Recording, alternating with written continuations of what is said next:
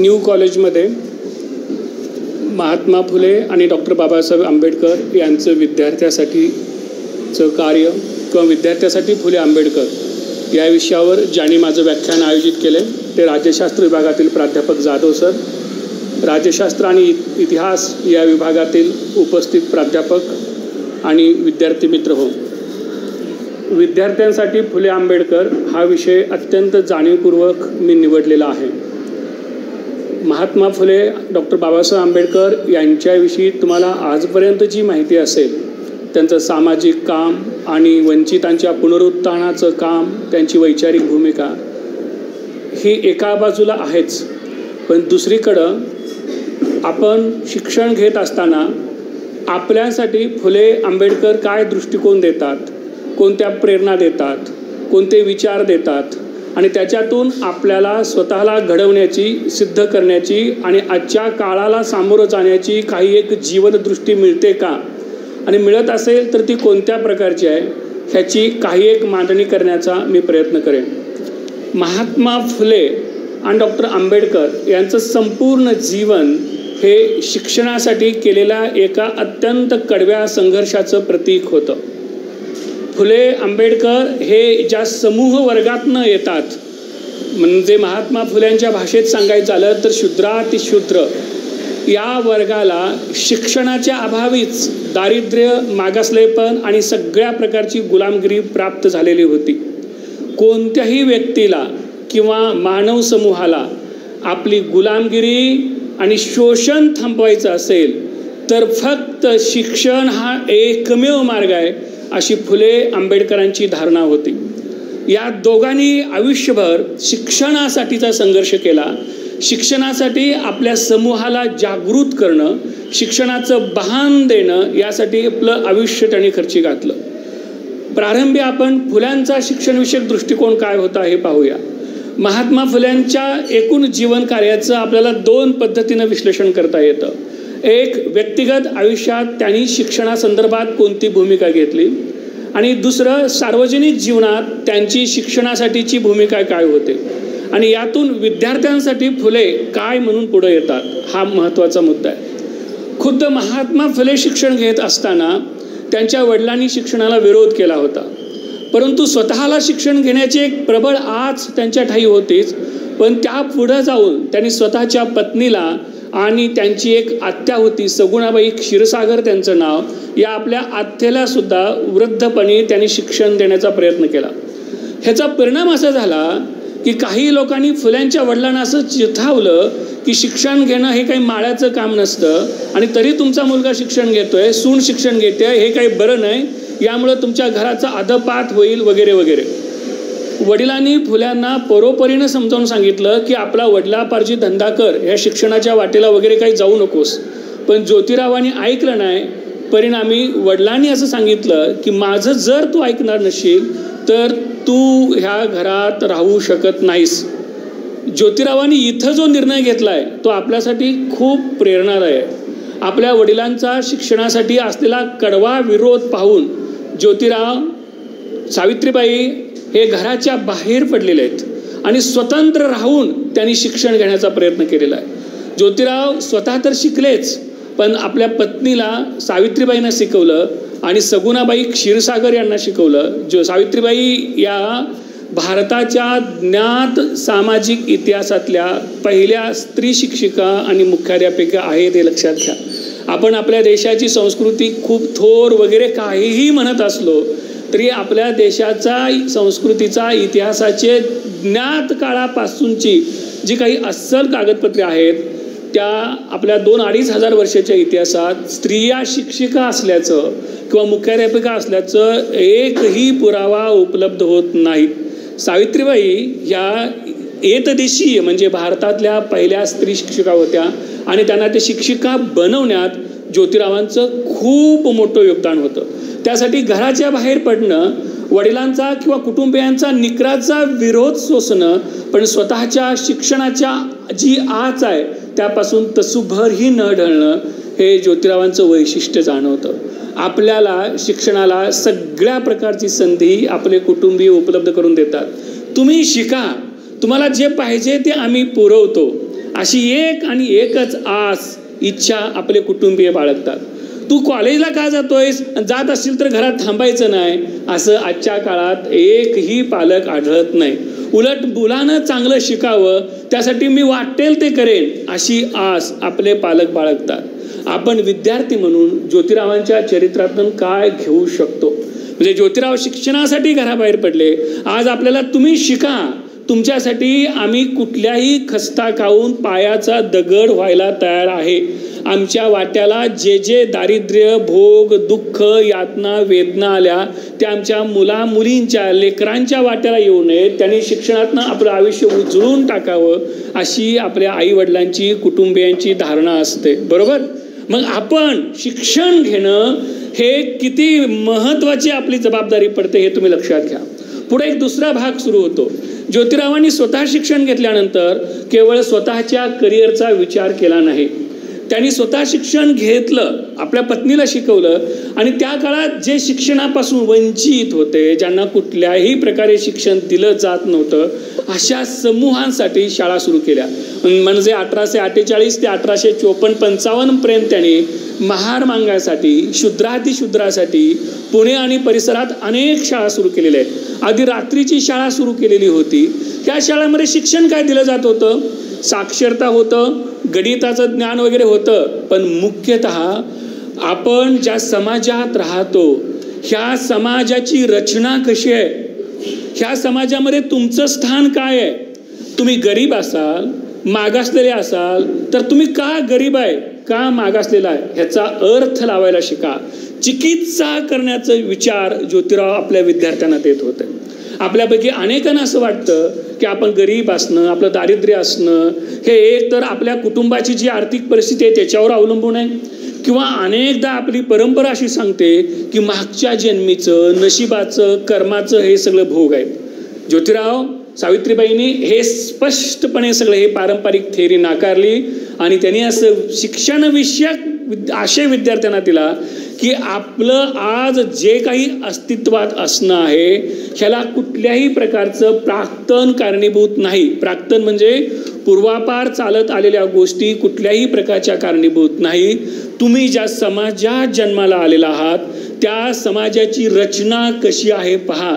या समाजामध्ये काही एक वर्ग स्वतःच्या हितसंबंधाचं रक्षण करण्यासाठी वेगवेगळ्या प्रकारचे डावपेच आखत असतो आणि इतरांना सगळ्या प्रकारच्या संधी नाकारत संधीचे सगळे लाभ स्वतःला घ्यायला कशा प्रकारे प्रयत्न करतो हे ज्योतिरावांनी उलगडलं.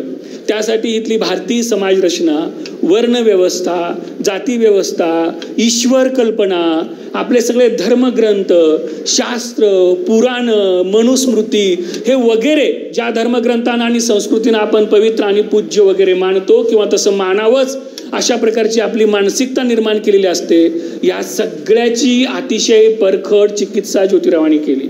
त्याने असं म्हटलं की रामायण आणि महाभारत वाचून आपल्या देशात मंदिरं उभी राहिली, तीर्थक्षेत्र निर्माण झाली, पण हे ग्रंथ वाचून शाळा काढण्याची बुद्धी एका तरी माणसाला या देशात झाली का? तुम्ही स्वतः विचार करा. आपल्या गावात रामायण, महाभारत किंवा पुराण ग्रंथांचं पारायण चालतात, पण हे सगळं धार्मिक कर्मकांड जिथं केलं जातं ती माणसं आपल्या भोवतालच्या लोकांचं भौतिक जीवन सुधारावं किंवा भोवतालच्या विद्यार्थ्यांनी शिक्षण घ्यावं, मुलींनी शिक्षण घ्यावं, लोकांचं शोषण आणि गुलामगिरी कमी व्हावं यासाठी तसूभर तरी प्रयत्न करतात का? म्हणजे धर्मग्रंथांनी माणसाच्या वैचारिक, आर्थिक, सामाजिक विकासात कोणती भूमिका बजावली का? लोकांना फक्त गुलाम ठेवलं आणि धर्मग्रंथांचा फायदा घेणारा जो वर्ग आहे त्यांना मात्र धर्मग्रंथाच्या माध्यमातून अनेक प्रकारची चंगळ जीवन जगण्याची शैली प्राप्त झाली का? असा फुल्यांचा एक प्रश्न होता. फुल्यांनी त्यांच्या विद्यार्थ्यांना विचार करायला शिकवलं, चिकित्सा करायला शिकवलं. आम्ही दलित असू, महारमांग असू तर आम्ही हे नशिबाचं भोग किंवा मागचा जन्म वगैरेमुळे नाही, तर हिथं असणारी धर्मसंस्था, समाज व्यवस्था ज्यांनी निर्माण केली आणि ही अशीच राहावी आणि त्याच्यातच आपलं हित आहे अशी ज्यांची धारणा आहे त्यांच्यामुळं आम्ही जाती व्यवस्थेचे शिकार आणि बळी बनलेलो आहोत. हे असा चिकित्सक अन्वयार्थक दृष्टिकोन फुल्यांनी त्यांच्या विद्यार्थ्यात निर्माण केला. ह्याचं एक अत्यंत अस्सल उदाहरण पुरावा म्हणजे ज्योतिरावांच्या शाळेत शिकत असलेल्या मुक्ता साळवे नावाच्या 3रीतल्या मुलीनं लिहिलेला निबंध. 1854 साली त्या शाळेला भेट देण्यासाठी एक इंग्रज शिक्षणाधिकारी आलेले होते. तेव्हा तिनं त्यावेळेला तो महार मांग यांच्या दुःखाविषयीचा निबंध लिहिलेला आहे. 3रीतली मुलगी आहे ती असं सांगते की आम्ही महार आणि मांग आज ज्या हीन आणि नीच अवस्थेला पोचलेले आहोत त्याला कारण इथली धर्मसंस्था आहे, समाज व्यवस्था आहे, शास्त्र पुराण आहेत, पेशवाई आहे आणि ब्राह्मणवाद आहे. आणि त्यांनी त्यांच्या स्वतःच्या फायद्यासाठी आमच्यावर नाना प्रकारची बंधनं लादली, गुलामगिरी लादली, आम्हाला माणसातनं उठवलं आणि आमचं हाल हाल हाल केलं. मला सांगा हा तिचा निबंध पुढं ज्ञानोदय नावाच्या अहमदनगरनं प्रसिद्ध होणाऱ्या पत्रात प्रसिद्ध झाला. आज तो उपलब्ध आहे. 3रीतली एक मुलगी आपल्या दारिद्र्याची, आपल्या हीन अवस्थेची, जाती व्यवस्थेनं आपल्याला जे पशुवत जीवन जगायला लावलं त्या सगळ्या कारणांची चिकित्सा करते. तुम्ही 3 मुली उठून तुम्ही बाहेर जाऊ शकता.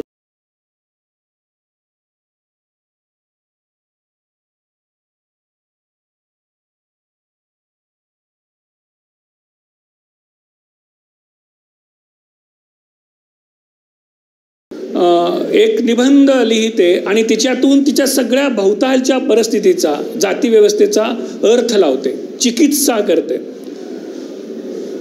आज आपल्या भोवताली जी परिस्थिती आहे, जे धर्मवाद वाढतोय, कट्टरवाद वाढतोय, मूलतत्ववाद वाढतोय, शिक्षणापेक्षा मंदिरांना, देवाला, धर्माला महत्त्व प्राप्त होतं, त्याची आपण चिकित्सा करतो का? आपण जर अशी चिकित्सा नाही केली तर आपण पुन्हा पेशवाईच्या काळातल्या परिस्थितीला पोहोचू शकू हे लक्षात घ्यावा.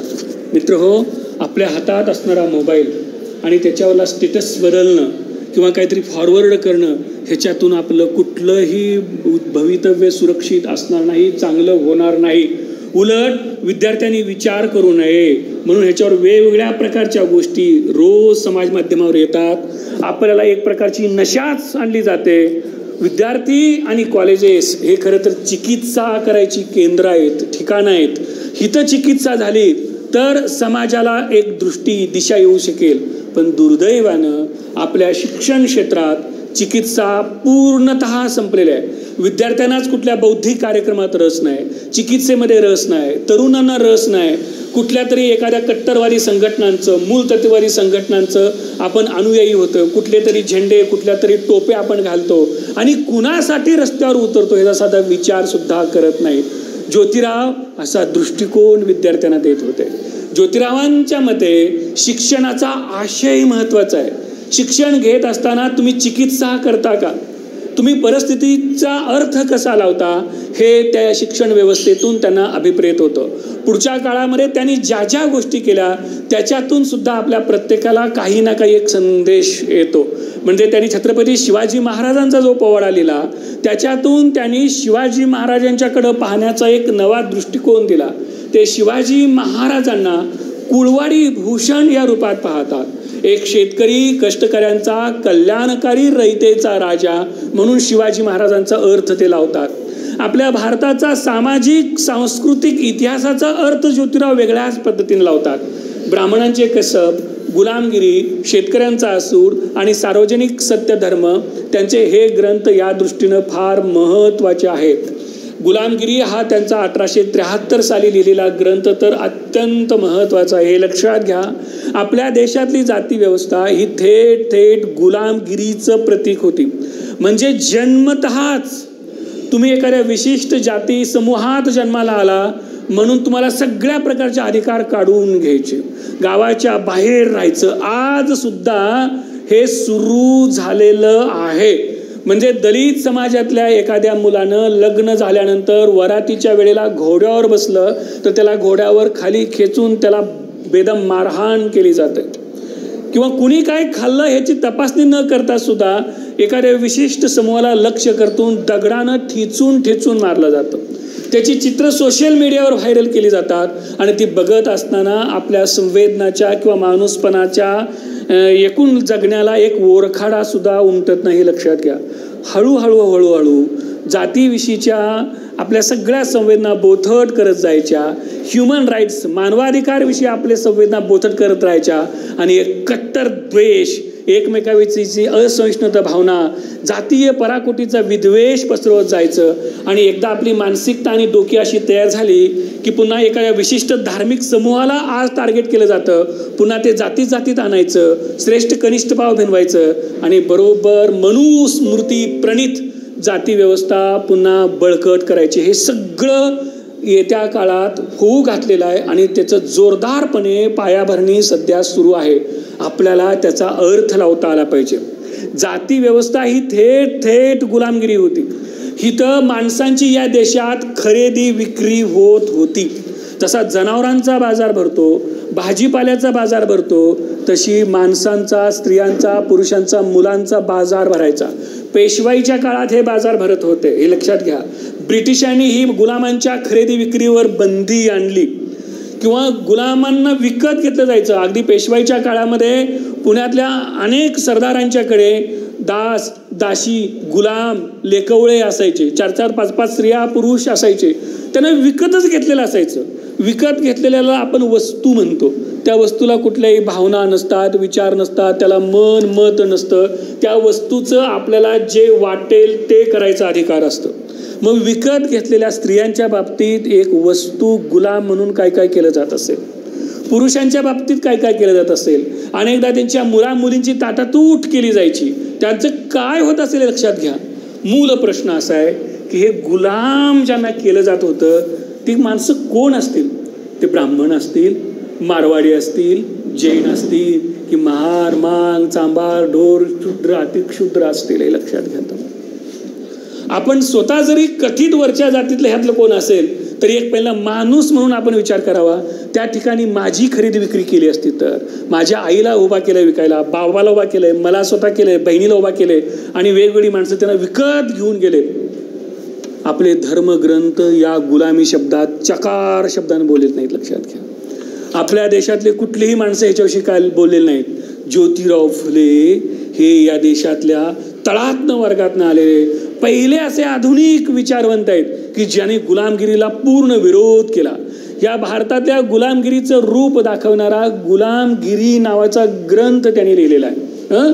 आणि तो ग्रंथ युनायटेड स्टेट्स म्हणजे अमेरिकेतले जी सदाचारी माणसं ज्यांनी निग्रोंच्या गुलामगिरीतून मुक्ततेसाठी प्रयत्न केलं त्यांना त्याने अर्पण केलेला होता. म्हणजे ज्योतिराव हे गुलामगिरीच्या विरोधी भूमिका घेतात. आपण विद्यार्थी म्हणून ज्योतिरावांच्या चरित्रातनं ही गोष्ट घेऊ शकतो की जिथं जिथं गुलामगिरी लादण्याची काही शक्यता असेल, भेदाभेद केला जात असेल, स्त्री पुरुष माणसात, त्याला आपण विरोधच केला पाहिजे, लक्षात घ्या. सत्यशोधक समाजाची स्थापना त्यांनी केलेली होती. याचं नाव विलक्षण बोलकाय, सत्यशोधन करणं. हे सत्यशोधन प्रत्येकानं आपल्या बुद्धीनं करायचं आहे, विचारानं करायचं आहे. जे आपल्या हिताचं असेल, जे आपण आपल्या बुद्धीच्या तर्काच्या कसोट्यावर घासून पुसून घेतल्यानंतर टिकणारं असेल तेच स्वीकारायचं. कोणी सांगतंय म्हणून स्वीकारायचं नाही, हे लक्षात घ्या. आपल्याकडं प्रामाण्यवादाचा फार बळकट जोर आहे. शब्द प्रामाण्य, बाबा प्रामाण्य, पुराण प्रामाण्य, कुणीतरी सांगतंय म्हणून ऐकायचं.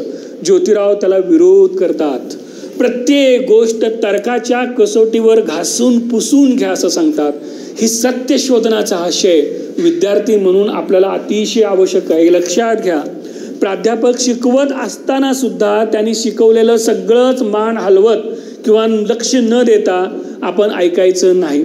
आपण प्रत्येक गोष्टीची चिकित्सा केली पाहिजे. मग ते प्राध्यापक असू देत, समाजातली कोणी माणसं असू देत किंवा कुठलीही आदरणीय व्यक्ती असू देत किंवा कुठल्याही पुस्तकात लिहिलेलं असू देत.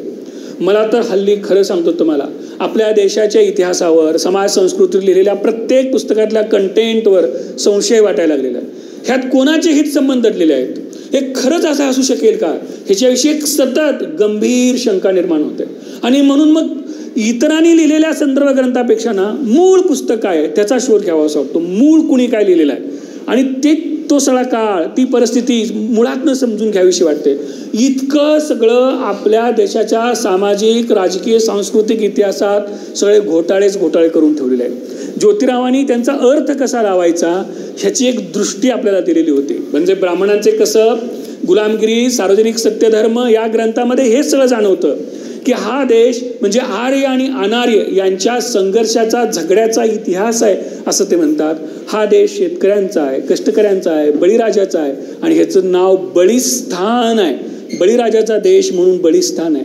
म्हणजे आपण शेतकरी, कष्टकरी असू तर आपला खरा पूर्वज बळीराजा आहे. आज सुद्धा शेतकरी लोक दिवाळीच्या वेळेला इडापिडा जाऊ दे, बळीराज्य येऊ दे म्हणतात. कुठून येतं हे बळीविषयीचं प्रेम, आस्था? म्हणजे ज्या राजाच्या कसल्याही खानाखुणा प्रत्यक्षात आपल्याला माहीत नाहीत, फक्त त्याचं नाव जतन करणं आणि ते अगदी आपल्या काळजाच्या कप्प्यात हजारो वर्ष लोकांनी जपून ठेवणं, असं काय त्यानं केलं असेल? आणि ज्योतिराव त्याचा शोध घेऊ इच्छितात. हे सगळं तुम्ही मुळातनं वाचा. विशेषतः विद्यार्थी आणि तरुणांनी या पद्धतीनं आपल्या इतिहासाचा अन्वयार्थ लावला पाहिजे अशी ज्योतिबांची धारणा होती. सार्वजनिक सत्यधर्म हा त्यांचा ग्रंथ खूप मोठा महत्त्वाचा ग्रंथ आहे. त्यात त्यांनी धर्मसंस्थांसंदर्भातली भूमिका मांडलेली आहे. एक तर ते आपल्या धर्माचं नाव सार्वजनिक असं ठेवू शकतात. आता आपल्याकडं धर्मामध्ये कट्टरवाद वाढत चाललेला आहे. धर्माविषयी कुणी काही बोलायचं नाही. आम्ही सांगू तो धर्म, आम्ही सांगतोय तेवढं ऐकायचं. जर तुम्ही काही बोलला तर लगेच धर्मद्रोही, पास्तिक, नास्तिक, पाखंडी, आमच्या भावना दुखावल्या, मारायचं, हे तुम्ही सगळं भोवताली बघताय. हळूहळू धर्माची सगळी मालकी एक ठराविक वर्ग ठेकेदारीप्रमाणे स्वतःकडे घेत आहे. लक्षात घ्या.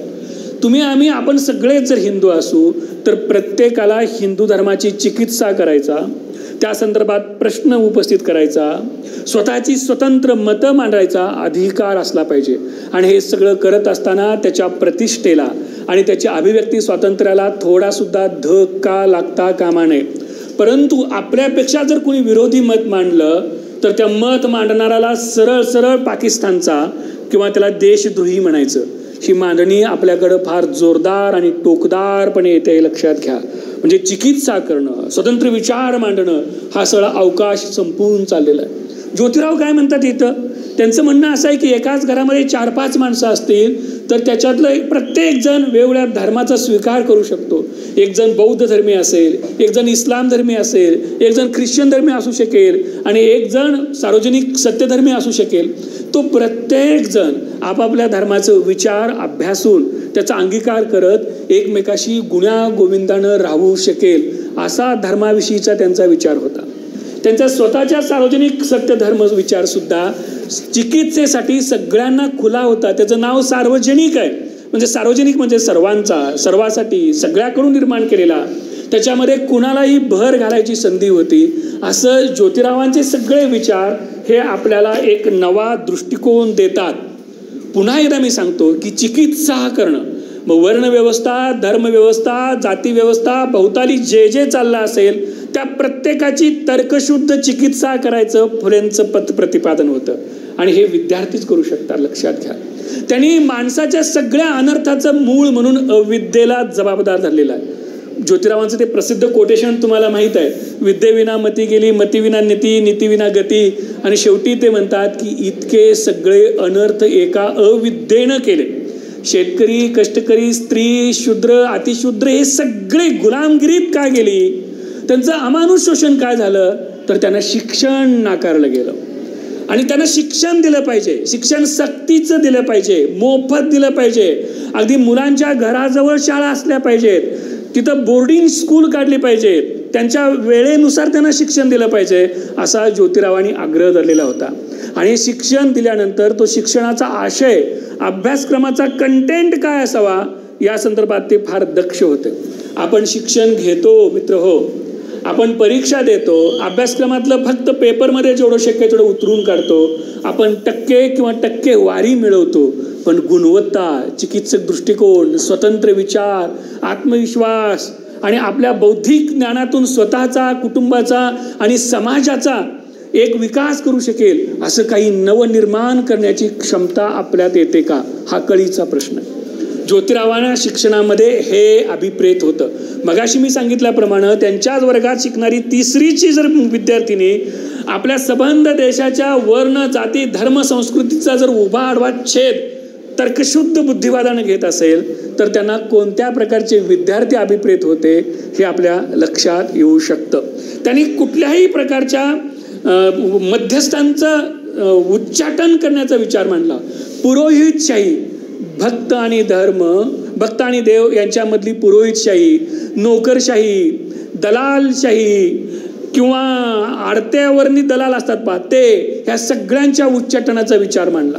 माणसाला सर्व प्रकारचं स्वातंत्र्य असावं, केवळ राजकीय स्वातंत्र्य नाही तर धार्मिक, सामाजिक, सांस्कृतिक अशा सगळ्या प्रकारचं स्वातंत्र्य माणसाला मिळालं पाहिजे, ही ज्योतिरावांची धारणा होती. खूप ज्योतिरावांच्या संदर्भात सांगता येईल. ज्योतिरावांचा शिक्षणाचा आशय हा आपल्याला स्वतंत्र विचार करायला प्रवृत्त करणारा होता आणि शिक्षण घेतल्यानंतर आपण काय करावं ह्या संदर्भातली निर्णायक भूमिका घेणारा होता. शिक्षण घेतल्यावर स्वतःपुरता न पाहता समाजासाठी, तुम्ही ज्या समाजात न येता, ज्या कुटुंबात न येता, तिथं तुमची भोवताली भावंड इतर काय करतायत ह्यांच्याकडं संवेदनशील करुणेच्या नजरेनं पहा आणि त्यांच्यासाठी खर्ची पडा, हे ज्योतिराव त्यांच्या एकूण शिक्षणविषयक दृष्टिकोनातून मांडताना आपल्याला आढळून येतात. ज्योतिरावांना ज्यांनी गुरु मानलं ते डॉक्टर बाबासाहेब आंबेडकर.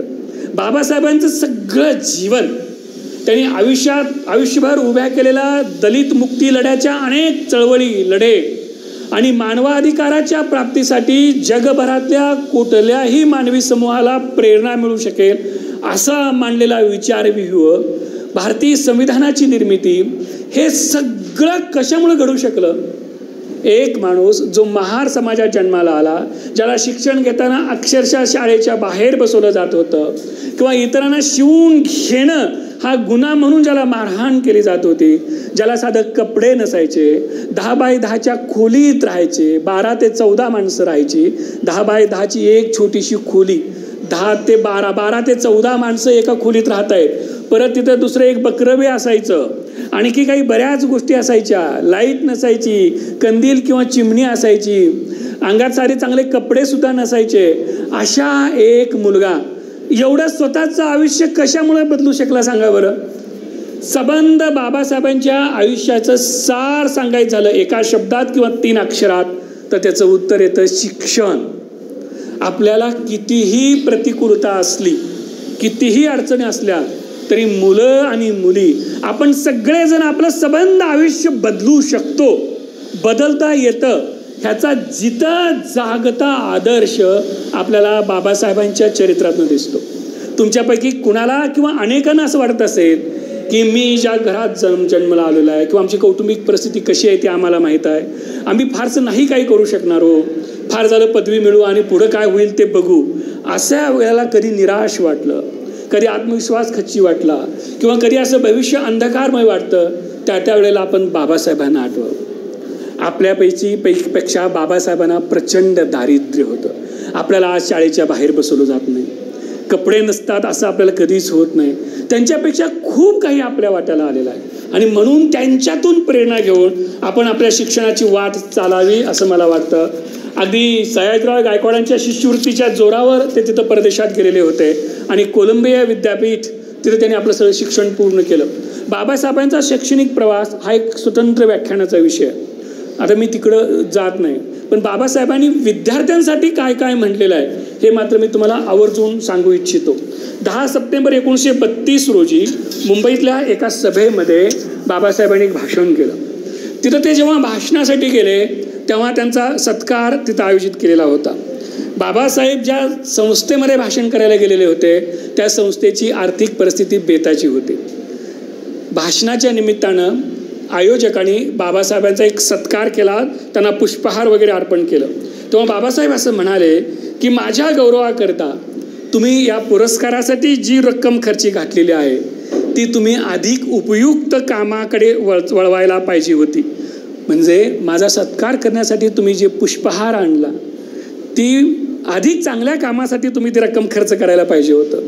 तुमची आर्थिक परिस्थिती बेतायची आहे, अकारण असल्या गोष्टीत खर्च करू नका असं म्हणून त्यांनी स्वतःजवळच्या 25 रुपयांची एक मदत त्या संस्थेला दिलेली होती. आता आपल्याकडं कुठंतरी सत्कार व्हावा आणि मोठमोठे हार तुरे तुम्ही बघता कशा पद्धती लोक करत असतात, किंवा डिजिटल बोर्ड, कुणाचे वाढदिवस, किंवा आपल्याकडे राजकीय एक संस्कृती आलेली आहे, किती मोठ्या प्रकारचे हार, कधी कधी क्रेननं हार घालतात. हे सगळं बघितलं की एक विद्यार्थी म्हणून बाबासाहेबांनी आपल्याला काय सांगितलं होतं बघा, आणि आपण मग हे समाजात सांगायला सुरुवात करायची.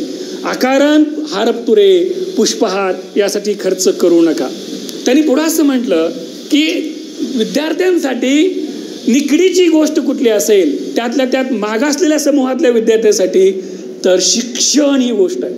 हे मागासलेपण जातीनं मागासलेपण असतं, तसं आर्थिक मागासलेपणही आहे. आपण जर मागास असू आर्थिक, सामाजिक, सांस्कृतिक कुठल्याही, तर शिक्षण हा एकच आपल्यापुढे उपाय आहे. समाजातल्या प्रत्येक व्यक्तीनं आणि त्यांच्या संस्थेनं शिक्षणाबाबतीत आपलं पाऊल प्रत्येक क्षणी कसं पुढं पडेल ह्याचा विचार केला पाहिजे, आणि त्या दृष्टीनं काय करता येईल हे आपण पाहिलं पाहिजे असं बाबासाहेब म्हणतात. पुढे 2 एप्रिल 1933 रोजी बाबासाहेबांचं ठाण्यामध्ये एक व्याख्यान झालं.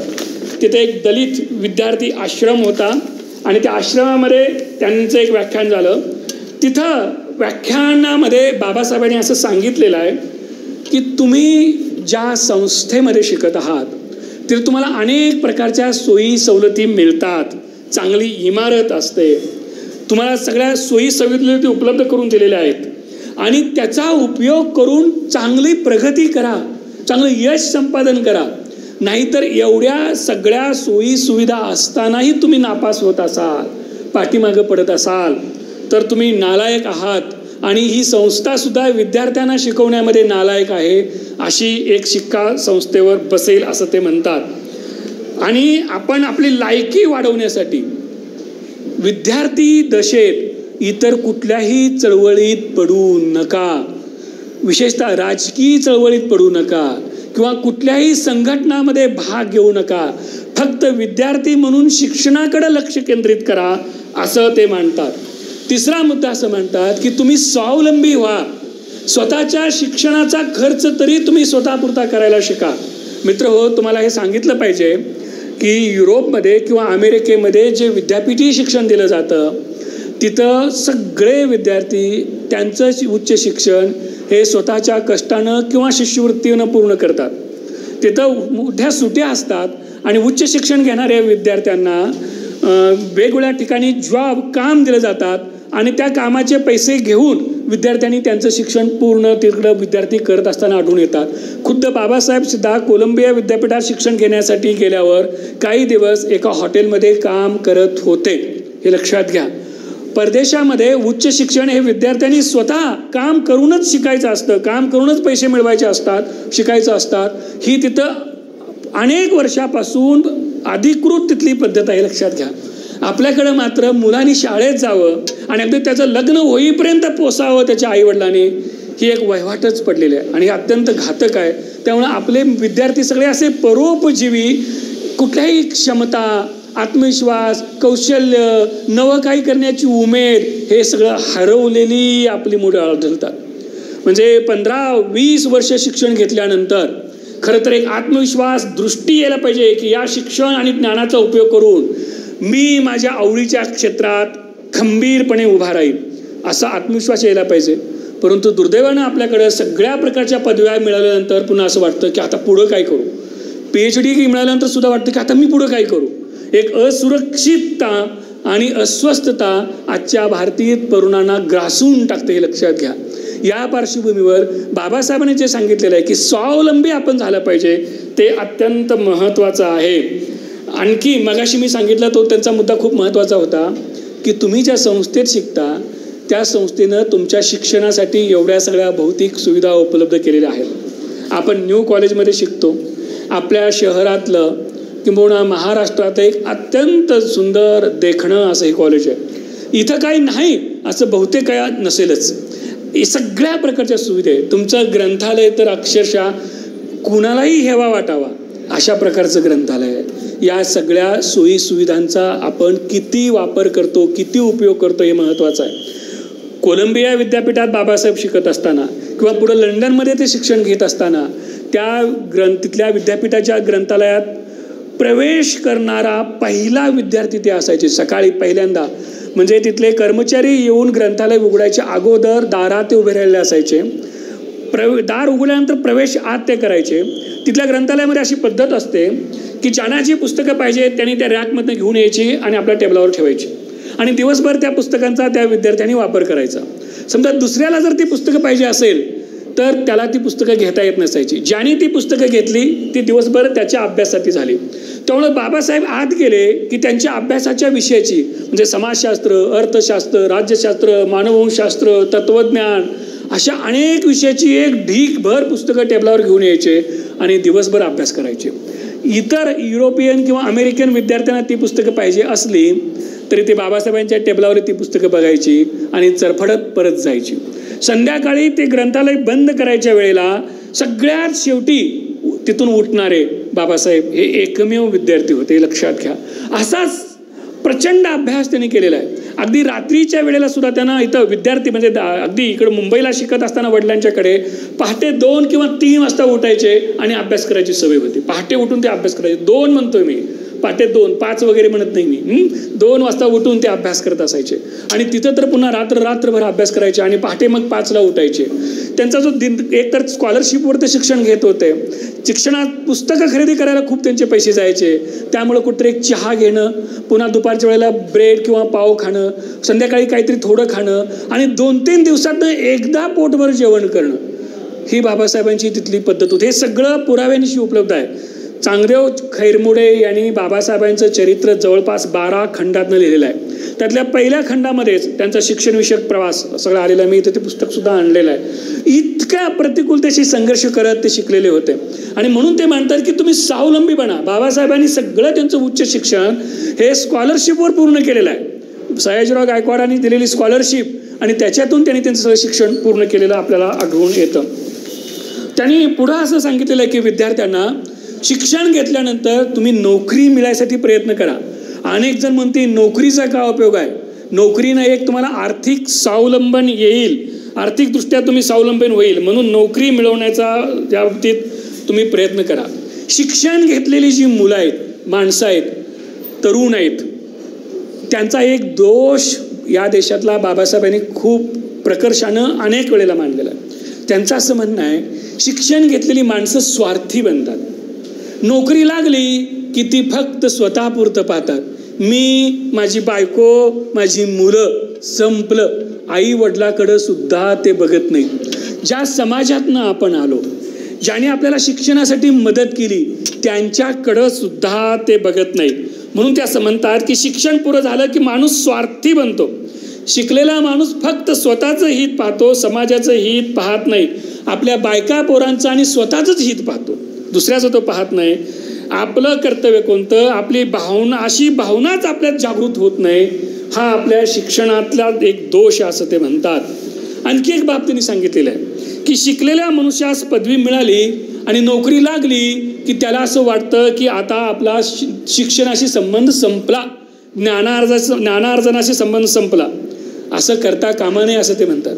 ते स्वतःचं उदाहरण सांगतात. मी कधीही प्रवासाला निघालो तरी 4-5 पुस्तकं आणि वर्तमानपत्र घेत असतो आणि मी असं पाहिलेलं आहे की इतर माणसं पुस्तकं वगैरे कधीही प्रवासात घेत नाहीत. काही जण असं सिगरेटचे झुरके ओढत बसलेले असतात, आता मोबाईलचे झुरके ओढत बसलेले असतात. तुम्ही कुठेही प्रवास करताना बघा, चालताना बघा किंवा कुठल्याही सभागृहात माणसं कार्यक्रम सुरू होण्यापूर्वीची बघा, ती फक्त आणि फक्त आजच्या काळात मोबाईलचा वापर करत असलेली दिसतात. बाबासाहेब ह्याच्या पूर्ण उलट्या बाजूला होतं. ते सतत पुस्तकांच्याच गराड्यामध्ये असायचं. आणखी त्यांचं असं म्हणणं आहे की माणसाला असं वाटतं की मी BA झालो, MA झालो, आता पुढे शिक्षणाची गरजच नाही. असं होता कामा नये. त्यांचं असं म्हणणं होतं की एकदा आपण ज्ञान घेऊन जर पुढं शिक्षण थांबवलं तर हळूहळू आपण जे मिळवलेलं आहे ते सुद्धा विस्मरणात जातं. त्यांनी स्वतःच असं उदाहरण दिलेलं आहे की PhD करण्यासाठी ते जर्मनीला गेलेले होते आणि त्यावेळेला ते फ्रेंच आणि जर्मन या 2 भाषा शिकलेले होते. पण पुढं त्याचा फारसा वापर त्यांनी केला नाही आणि त्यामुळं त्या भाषा त्यांच्या हळूहळू विस्मरणात चालल्या आणि म्हणून विद्येचा व्यासंग सदैव केला पाहिजे. त्यांनी यासाठी एक उदाहरण दिलेलं आहे एखादा माणूस दारू प्यायला लागल्यावर जसा तो जन्मभर दारू पित राहतो आणि एकदा त्याला दारू प्यायची तल्लफ लागली की ती सुटत नाही, तसं विद्यार्थ्यांना ज्ञान मिळवायची एकदा तल्लफ लागली की आयुष्यभर त्यानं ज्ञान मिळवत राहिलं पाहिजे, विद्यार्जन करत राहिलं पाहिजे. ती त्याची सवय सुटत कामा नयेत. पण आपल्याकडे असं होतं की परीक्षेनंतर आपण आपली पुस्तकं काय करतो? तुमची परीक्षेनंतरची मागची पुस्तकं कुठं आहेत?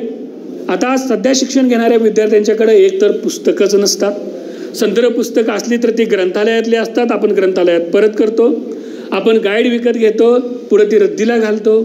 8वी 9वीपर्यंतची पुस्तकं तर सरकारच आपल्याला देत होतं आणि पुन्हा ती माघारी जमा करून घेत होतं. 10वीला आपण विकत आणलेली असतील, 11-12वीलाही पुन्हा ग्रंथालयातच येऊन परत केले असतील. पण किमान 10वी 11-12वीच्या पुस्तकाचं काय झालं? आपल्या घरात ते आहेत का? हे फक्त स्वतःलाच उत्तर देऊन आणि आपण स्वतःपुरते तरी उत्तर देण्यापुरतं तरी प्रामाणिक आहोत का, एवढं आपण तपासावं असं मला वाटतं. बाबासाहेबांनी असं म्हटलेलं आहे बघा, बायकोपेक्षा पोरापेक्षा ज्याचं विद्येवर जास्त प्रेम आहे त्यालाच विद्येची गोडी लागली असं मी म्हणेन. त्यांनी पुढं असं म्हटलेलं आहे की माझ्या घरावर सावकारांनी जर जप्ती आणली आणि बेलीपानं माझ्या पुस्तकाला हात लावला तर त्याला मी गोळी घालून जागच्या जागीच ठार करेन. पुस्तकावर किती उत्कट पराकोटीचं प्रेम बाबासाहेबांचं होतं. म्हणजे माझ्यावर कर्ज झालं म्हणून जर जप्ती आली आणि माझ्या पुस्तकाच्या कपाटाला जर बेलीपानं जप्तीसाठी हात लावला तर त्याला मी गोळी घालून मारेन. ह्याचा आपण दुसरा लक्षार्थ घ्या. प्रत्यक्षात मारेल ह्याचा अर्थ काय? माझ्या काहीही झालं तरी माझ्या पुस्तकाचं मी प्राणपणानं जतन करेन, तिला कुणाला हात सुद्धा लावू देणार नाही, असं बाबासाहेबांचं म्हणणं होतं. लक्षात घ्या. सौंदर्य कशावर ठरतं? बाबासाहेबांचं म्हणणं आहे एखादं घर सुंदर असतं म्हणजे काय? आपण काही घरामध्ये गेलो की फर्निचर, घराची रचना वगैरे सुंदर असतं. बाबासाहेबांनी असं म्हटलेलं आहे. हे सगळं मी जे सांगतो ना ते बाबासाहेबांची मूळ अवतरणं आणि उदाहरणच तुम्हाला कोट करून सांगतोय. त्याने असं म्हणलेलं आहे की मारवाड्याच्या घरामध्ये आपण गेलो तर तिथं फर्निचर किंवा काही देखण्या गोष्टी असतात, पण मारवाड्यांच्या घरात पुस्तकं कधी तुम्हाला दिसली का? बाबासाहेबांचं म्हणणं असं की ज्या घरामध्ये पेंटिंग आहे, फर्निचर आहे किंवा स्टॅच्यू आहेत त्याला मी सुंदर म्हणणार नाही. ज्या घरात फक्त पुस्तकं आहेत ते घर मी सुंदर मानेन. फक्त जगणं एवढाच जर उद्देश असेल तर पशुत आणि माणसात फरक काय? प्राण्यात आणि माणसात फरक काय? फक्त जगणं एवढाच उद्देश असेल तर बाबासाहेबांनी आणखी एक फार छान त्यांचं अवतरण आहे बघा की ते असं म्हणतात, नुसती कॉलर ताट करून आणि नेट टाय बांधून सौंदर्य वाढत नाही. सौंदर्य हे तुमच्या बुद्धीत असतं, विचारात असतं, व्यासंगात असतं असं ते म्हणतात.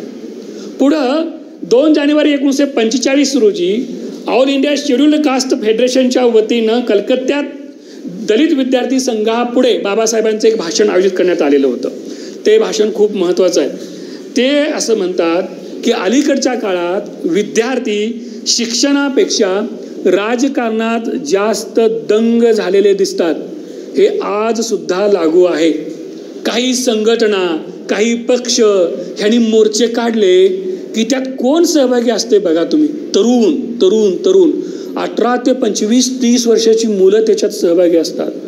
काय झेंडे आपण हातात घेतो, काय घोषणा देतो, जे काय सांगितलं त्याने असतं ते खरंच तसं तथ्य किंवा सत्य आहे का हे पडताळून तरी आपण पाहतो का?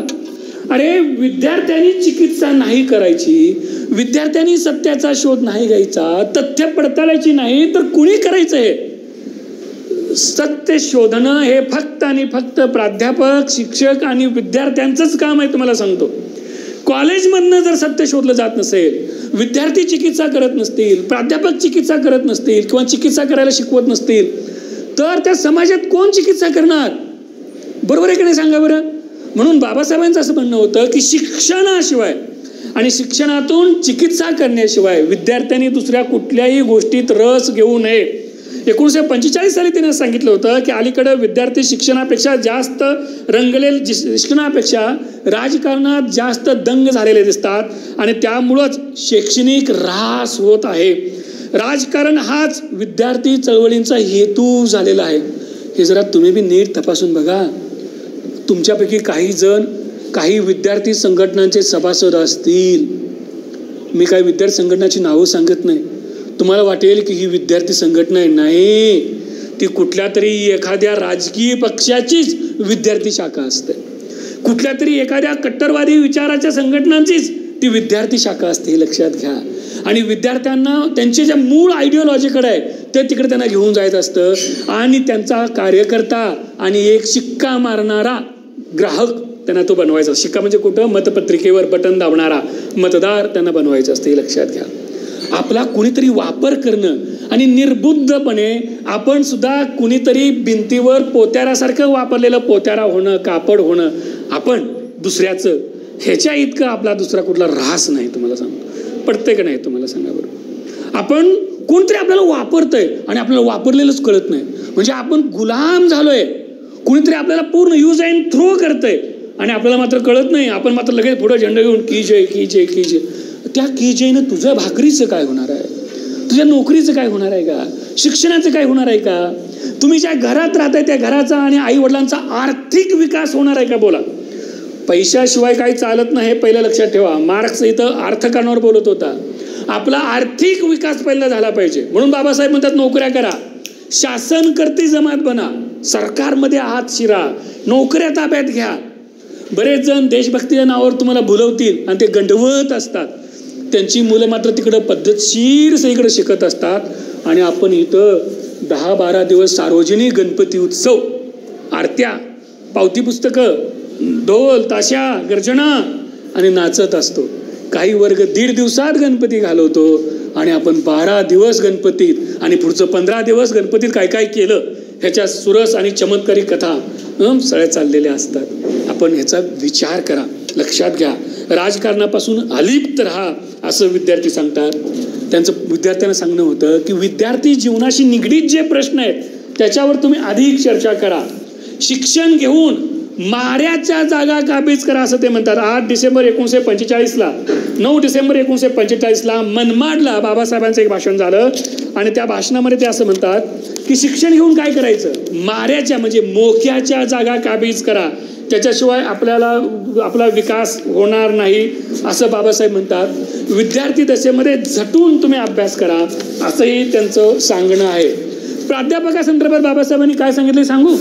तुम्ही म्हणाल केवळ विद्यार्थ्यांसाठी सांगितलं असं नाही, प्राध्यापकांसाठी त्याने सांगितलेलं आहे की प्रोफेसरांनी अध्ययनाच्या आणि अध्यापनाच्या कामी स्वतःला इतकं वाहून घ्यावं की आपल्या घराकडे बघायला सुद्धा त्यांना वेळ मिळता कामा नये. आपल्या घराचं सगळं काम त्यांनी आपल्या पत्नीवर सोपवावं. प्रोफेसर लोकांनी भलती सलती कामं अंगावर घेऊन आपल्या जबाबदारीचं क्षेत्र उगीचच वाढवत नेऊ नये.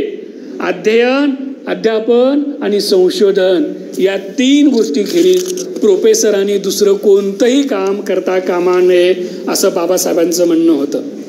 विद्यार्थ्यांनी शिक्षण घेऊन आपल्या समाजाचं नेतं बनावं आणि योग्य मार्गदर्शन करावं असं एक मत त्यांनी मांडलेलं होतं.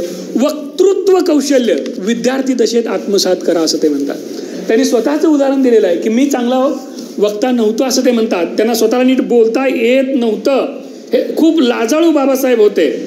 ते अगदी सिडनेहॅम कॉलेजमध्ये जेव्हा ते प्रोफेसर झालेले होते तेव्हा अनेकदा विद्यार्थ्यांच्या पुढे आपण नीटपणे विषय मांडू का ही चिंता त्यांना सतावत असायची.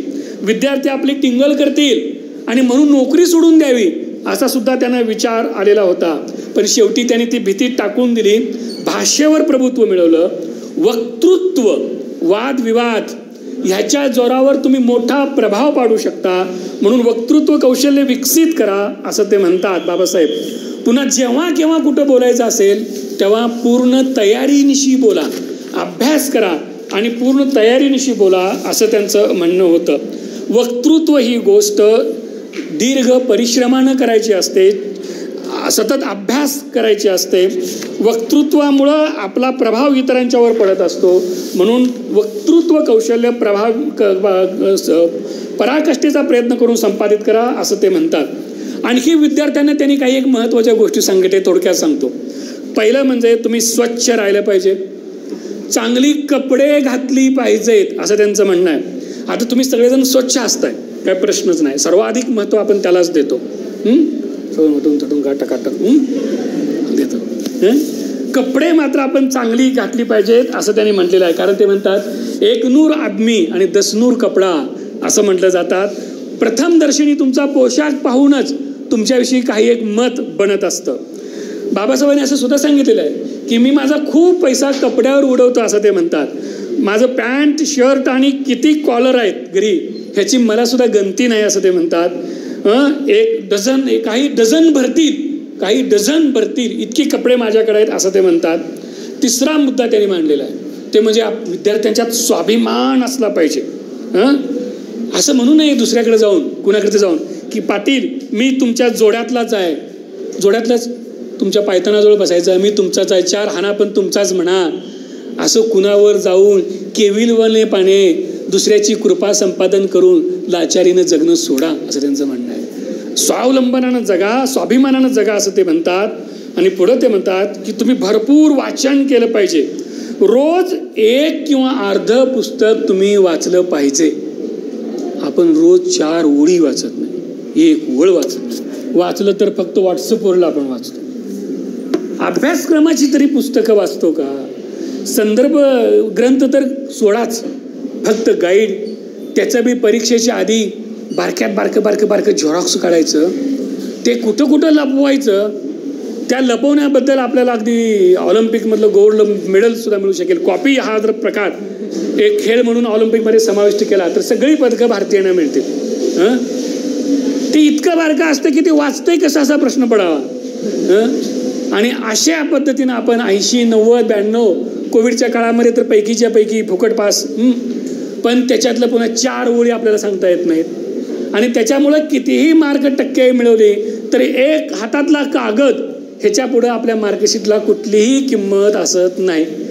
तिथं मार्कशीटवर जे 90% दाखवत आहे त्याच्यावर तुम्हाला थोडे जरी प्रश्न विचारले तर आपली दातखिळी बसते, आपला सगळा आत्मविश्वास हरवतो, चेहरा आपला लगेच पांढरा फटीक पडायला सुरू होते, आपण घाबरलो जातो. का असं व्हावं? बरोबर आहे की नाही? आणि म्हणून गुणवत्ता मिळवा, वाचन करा असं बाबासाहेबांचं सांगणं होतं. शेवटी मी माझ्या व्याख्यानाच्या येतो.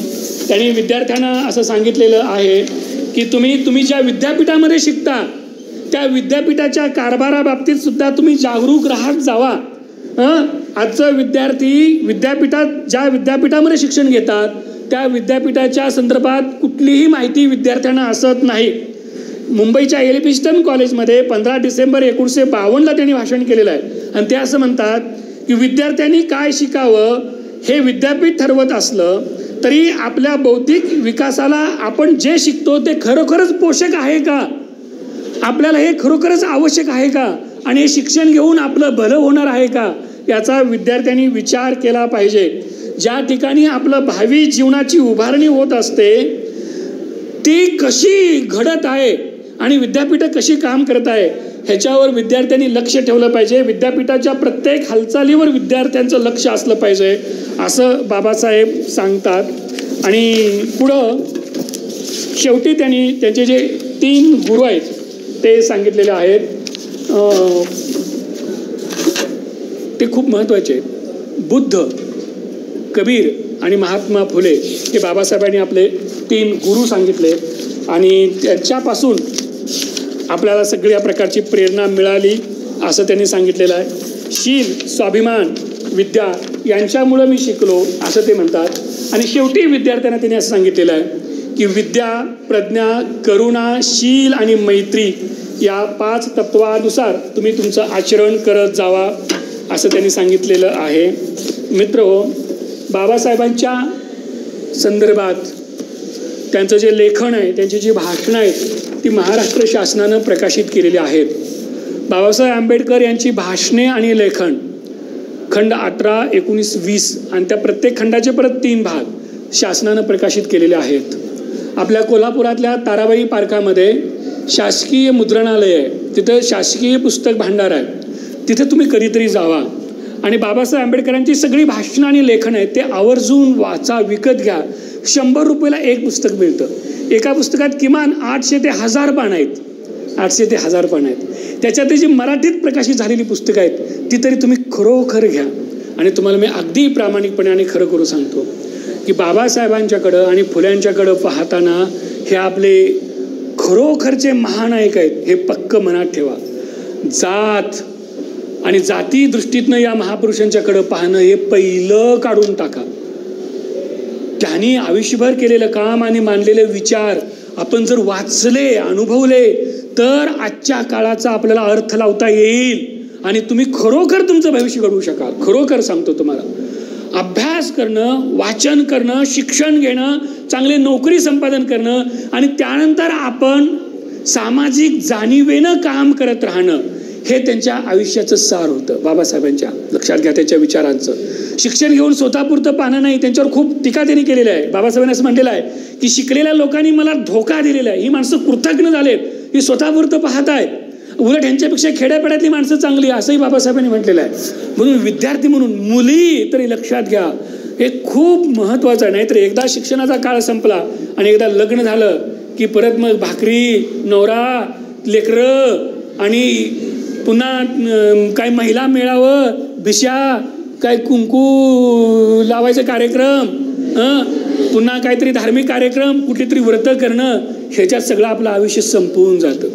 आणि हे लक्षात ठेवा, आपल्याला हा मनुष्य जन्म फक्त एकदाच आहे.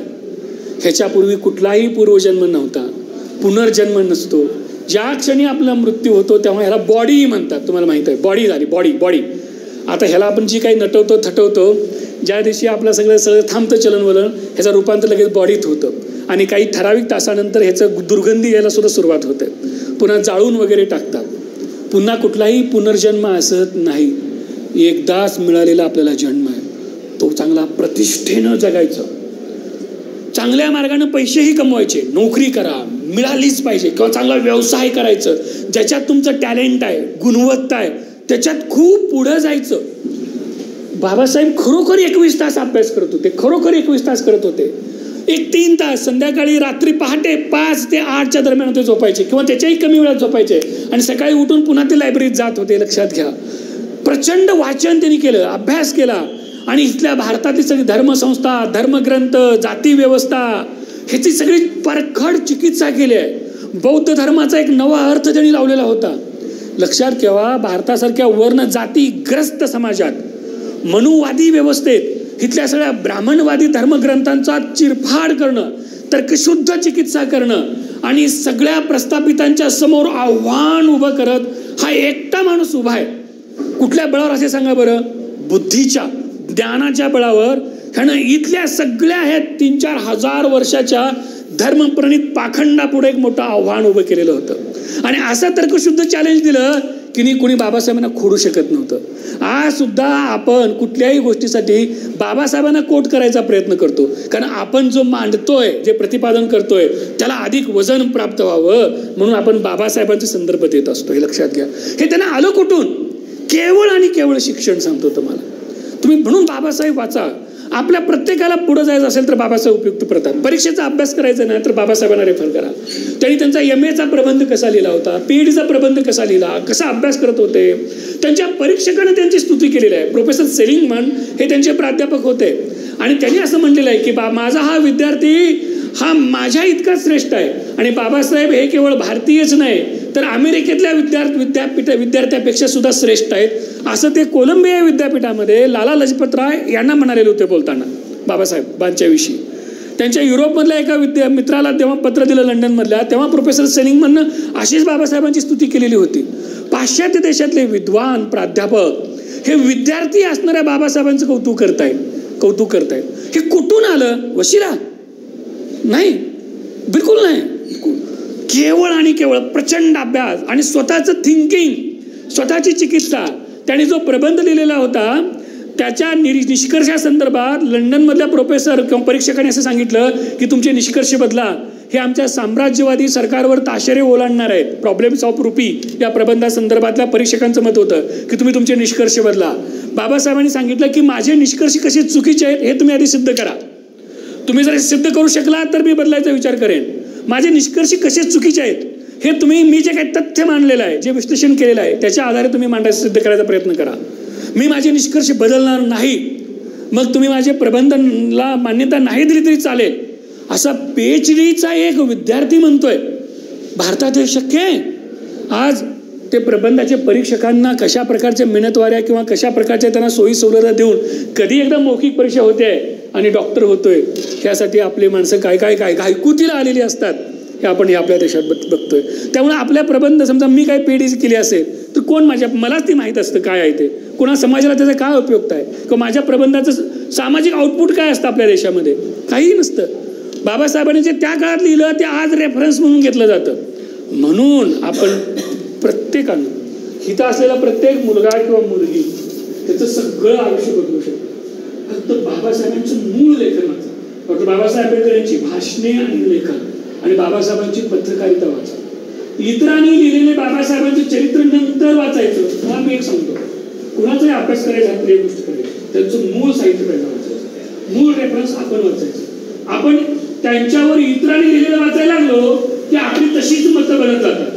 इतरांनी का लिहिलंय त्याचे काही दृष्टिकोन असतील, त्याने स्वतःला ज्या पद्धतीने तो महापुरुष मांडायचा आहे त्या पद्धतीने मांडायचा प्रयत्न केला असेल. आपण कुणाच्या हायपोथेसिसचं बळी पडायचं नाही. लक्षात घ्या, फुलेंना मूळ वाचायचं, शाहू महाराजांचं मूळ भाषण, त्यांचे हुकुमनामे वाचायचे, बाबासाहेबांचं मूळ साहित्य वाचायचं आणि त्याच्यातून स्वतःला घडवायचं. बाबासाहेब आजन्म विद्यार्थी होते, आयुष्यभर विद्यार्थी होते, शेवटपर्यंत वाचत होते. त्यांच्या स्वतःच्या ग्रंथालयात 20,000हून अधिक पुस्तकं होती. दिल्लीतल्या घरामध्ये त्यांची पुस्तकं होती आणि ही पुस्तकं घेण्यासाठी अनेकदा उधारी त्यांची असायची. उधारी, थोडंफार जरी पैसे आले तरी ते पुस्तकं विकत घ्यायचे. ते शिक्षण घेत असताना मुंबईला वडिलांची परिस्थिती अतिशय बेताची होती. वडील पेन्शनर होते. प्रचंड अवांतर वाचन तरुण विद्यार्थी बाबासाहेब करत असायचे. ते वडिलांना सांगायचे की मला पुस्तक आणा. वडिलांच्याकडे पैसे नसायचे, पण बाबासाहेबांनी पुस्तक मागितलं की रामजी घराबाहेर पडायचे. त्यांच्या 2 मुली तिथे दिलेल्या होत्या. मुलीकडे जायचे आणि म्हणायचे मला एक 5 रुपये दे, 10 रुपये दे, भीमाला पुस्तक घ्यायचं आहे. पण मुलीही गरीबा घरीच दिलेल्या, मग त्याच्याकडे पैसे नसायचं. मग ती म्हणायची एवढे 5-10 रुपये नाही तो. त्यावेळेला 5-10 रुपये सुद्धा खूप मोठी रक्कम होती. नाही, मग उठायचे, दुसऱ्या मुलीकडे जायचे आणि दुसऱ्या मुलीला त्यांनी लग्नामध्ये काही दागिने करून दिलेले होते आणि त्या मुलीला ते म्हणायचे भीमाला पुस्तक घ्यायचे, एक 5 रुपये दे. मग तिच्याकडे नसले की म्हणायचे मग दागिना दे. तिच्याकडून दागिने घ्यायचे. त्यांचा ठरलेला एक सावकार होता, त्या सावकाराकडे ते गहाण ठेवायचे आणि लगेच संध्याकाळपर्यंत त्या पैशातनं पुस्तक बाबासाहेबांना नेऊन द्यायचे. त्या पुस्तकाचं बाबासाहेब अक्षरशः फडशा पडत असत आणि पेन्शन मिळाली त्याची दर महिन्याची की ते लगेच जाऊन त्या मुलीचा दागिना सोडवायचे आणि ते मुलीला परत द्यायचे. मुलीलाही माहित होतं आपला बाबा की आपल्या भावाला पुस्तक घेण्यासाठी आपला दागिना मागतोय आणि पुन्हा न चुकता दागिना सोडवून आणून परत देतोय, याच्यावर सुद्धा मुलीचा विश्वास होता. आपल्या बाबाला आपला दागिना देणारी मुलगी होती आणि आपल्या भावाच्या शिक्षणासाठी आपला दागिना गहाण पडल्यावर आनंद मानणारी सुद्धा बहीण होती आणि त्याच्यामुळं हे सगळं एवढं घडू शकलं हे लक्षात घ्या. आणि पुढं मोठे जेव्हा ते झाले, बॅरिस्टर झाले, प्रोफेसर झाले, तेव्हा काही पैसे यायचे, पण ते पैसेही शिक्षणासाठी खर्च पडायचे. त्यांची उधारी होती कुठं? पुस्तकाच्या दुकानामध्ये उधारी होती, दुकानदाराकडे. आणि त्या दुकानातील पहिली उधारी असून सुद्धा पुन्हा पुस्तकं खरेदी करायला त्यांची गाडी त्या दुकानात पुढे जात असायचीच. पुस्तकाची उधारी असणारा माणूस तुम्ही आज कल्पना करताय? तुमच्यापैकी कुणाचंही पुस्तकासाठी उधारी असेल त्यांनी उभाऱ्याच माझ्या त्याला बक्षीस. पुस्तकासाठी तुमच्यापैकी कुणाची उधारी आहे सांगा? कल्पना तरी आपण करू का? पुस्तकासाठी उधारी विनोद होईल आजच्या काळामध्ये हा. का बाबासाहेब मोठे झाल्याचं सगळं रहस्य त्यांच्या आयुष्यभराच्या विद्यार्थीपणात आहे. आपण बाबासाहेबांच्या या चरित्रातून आपण स्वतःला घडवायचा प्रयत्न करावा. फुले आणि आंबेडकर हे कसे विद्यार्थ्यांसाठी त्यांचं जीवन एक संदेश म्हणून सोडून गेलेले आहेत, हे आपण सतत आपल्या डोळ्यासमोर ठेवावं आणि आपण सुद्धा या काळातले फुले आंबेडकर बनू शकतो. यासाठी फुले आंबेडकरांचा अभ्यास करावा अशी विनंती आणि अशी अपेक्षा व्यक्त करतो. तुम्ही सगळ्या विद्यार्थ्यांनी मला 1 तास 3 मिनिटं ऐकून घेतलं, याबद्दल तुमच्या सगळ्यांच्या प्रती कृतज्ञता व्यक्त करतो. धन्यवाद.